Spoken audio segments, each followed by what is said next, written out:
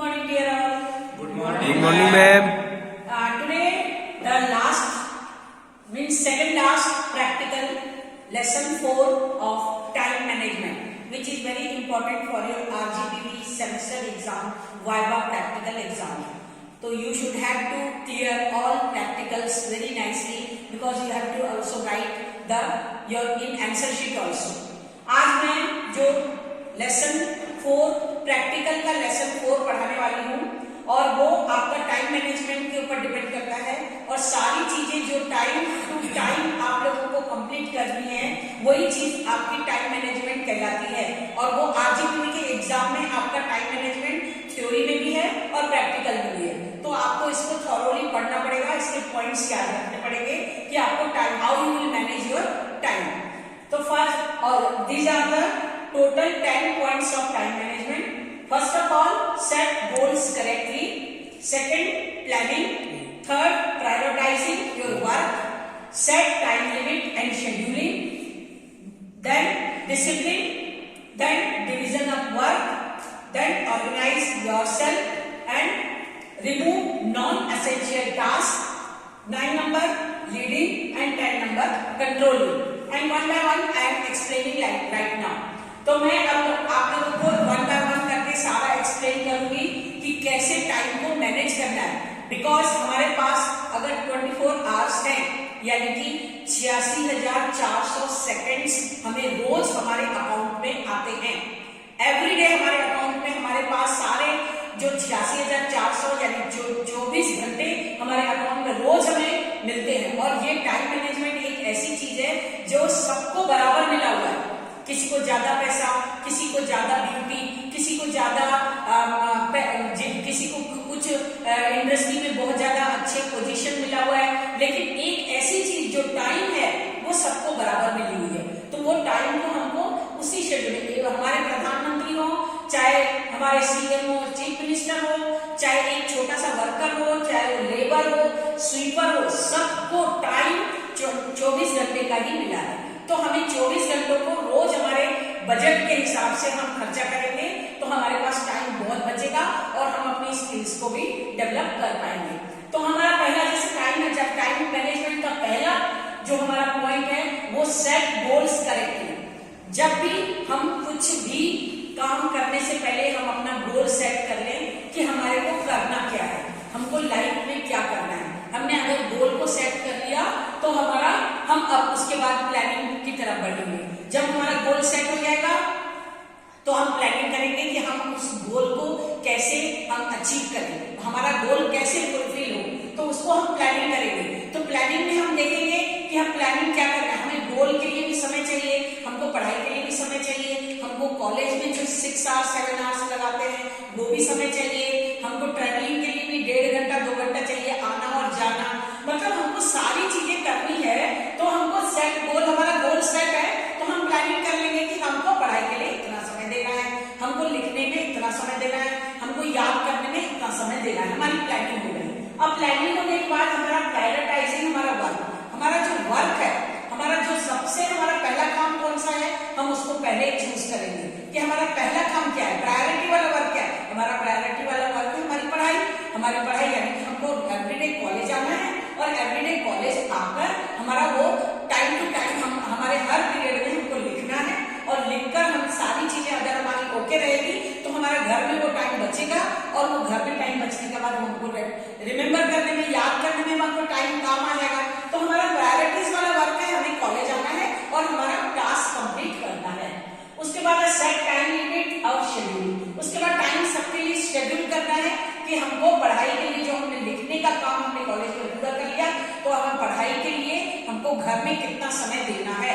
हर subject को, हमारे पास 4 subject है तो प्रत्येक सब्जेक्ट का टाइम सेट करना है कि आधा घंटा प्रत्येक सब्जेक्ट को रोज देना है। यानी कि अगर हमने लिखने का वर्क क्लास में कंप्लीट कर लिया तो हमने याद करने का आधे घंटे का हमको फिजिक्स के लिए देना है, आधे घंटा हमारे केमिस्ट्री में देना है, इंग्लिश में देना है, मैथमेटिक्स में देना है। तो हमारे 2 घंटे का समय हमारा फिक्स रहेगा कि हमको टाइम हमारा सेट है कि हम किसी कीमत में भी उस समय हमें न हम स्क्रीन की तरफ देखेंगे, न मोबाइल चलाएंगे, न और दूसरा काम करेंगे। लेकिन आधे घंटे के अंदर हमें अगर 2 लेसन कंप्लीट करने हैं तो 2 कर लेना है।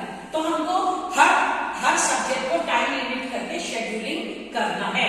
उसके बाद डिसिप्लिन मेंटेन करना है कि अगर हमने वो टाइम सेट किया है पढ़ने के लिए तो उस समय हम कोई दूसरा काम नहीं करेंगे, कहीं बाहर नहीं जाएंगे, दोस्तों से मोबाइल में बात नहीं करेंगे, गॉसिपिंग नहीं करेंगे।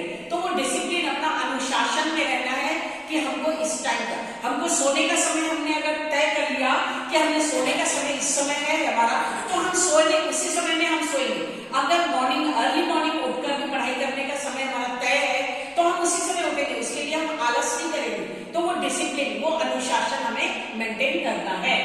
उसके बाद डिवीजन ऑफ वर्क यानी कि अपना वर्क, जैसे बहुत सारे घर में भी काम होते हैं, अगर बच्चों को सारी चीजें मैनेज करनी पड़ती है क्योंकि बाहर से बच्चे आते हैं, बाहर से आकर बच्चों ने अपना रूम में अपना सब सारी चीजें करनी पड़ती है, अपना खाने का भी देखना पड़ता है, अपना कपड़े का देखना पड़ता है, हमारा एवरीडे रूटीन में हमें क्या करना है, वो सारी चीजें, मार्केट से सामान लाना है। क्योंकि हम अगर घर में रहते हैं तो हमारे पेरेंट्स वगैरह कर लेते हैं, तो लेकिन हम बाहर रहते हैं तो हमें खुद करना पड़ता है। तो हम डिवीजन ऑफ वर्क कर लेंगे कि हमको मार्केट में इतना समय लगाएंगे, इतना समय में हम घर आ जाएंगे, इतने समय में हम सोने के लिए इतना समय लगाएंगे। हम उस वर्क को डिवीजन ऑफ वर्क में लिखकर रख लेंगे कि हम इस समय में इतने समय में इतना काम करेंगे, डिवीजन ऑफ वर्क। उसके बाद ऑर्गेनाइज योरसेल्फ, अपने आप को ऑर्गेनाइज करना है कि अगर कोई हमें बोलता है कि चलो अब हम लोग चलते, पार्टी करने चलते हैं या कहीं घूमने चलते हैं या कहीं हम मार्केट में मोबाइल की शॉप पे टाइम वेस्ट करते हैं, या फिर चलो मोबाइल खरीदे ना खरीदे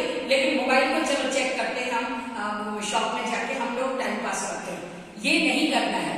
आपको ऑर्गेनाइज, अपने आप को ऑर्गेनाइज करना है कि नहीं हमने इस समय में ये काम सोचा है, इस समय में हमने डिसिप्लिन से डिवीजन ऑफ वर्क किया है, तो वो हमें ऑर्गेनाइज करके कंप्लीट करना है।